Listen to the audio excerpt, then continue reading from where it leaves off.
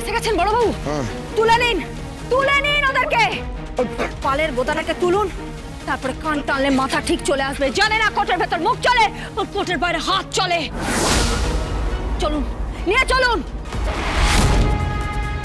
পদ্ম, পদ্ম, তুই ঠিক আছিস তো পদ্ম?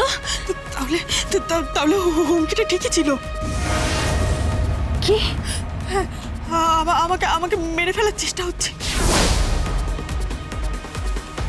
কিন্তু তুই এখানে এলি কি করে পদ্ম? তুমি তো ফোন করেছিলে। আমি কি করে ফোন করবো তোকে? হ্যাঁ, তুমিই তো ফোন করেছিলে। না পদ্ম, দেখ, ফোন তো আমার কাছে, আমার ফোন তো আমার হাতে। কে ফোন করেছিল তাহলে? কে ফোন করেছিল? তাই কি?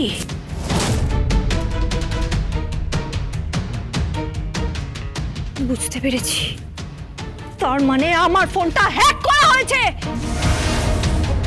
ফোন হ্যাক করেছে? হ্যাঁ বড় বাবু। আপনি এক্ষুনি সুইচ অফ করুন, এক্ষুনি সুইচ অফ করুন।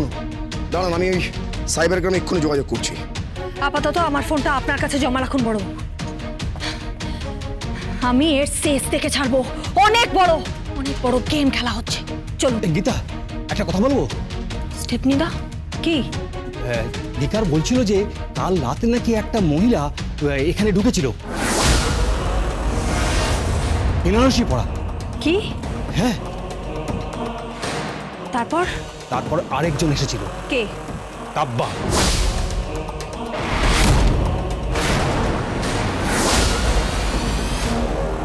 আচ্ছা স্টেপনিদা, ও কি বেনারসি পরা ছিল? না, বেনারসি পরা একজন ঢুকেছিল, তারপরে কাব্বা ঢুকেছিল। তারপরে লিকার বলল ও কিছু জানে না, ও ঘুমিয়ে পড়েছিল। তারপর চিৎকার চেঁচামেচি শুনে ও উঠে দেখে কাকাবুর এই অবস্থা। তার মানে আর একটা চরিত্র যোগ হলো।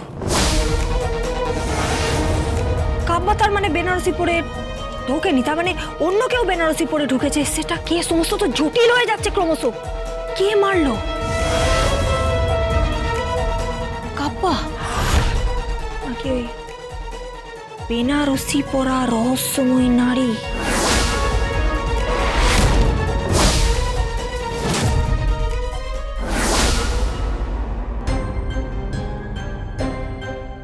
কেমন আছেন এখন তোমার বাবা?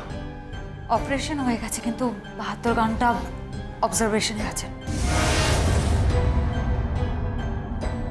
কাল রাতে কোথায় ছিলে? মানে আপনি কি বলতে চাইছেন?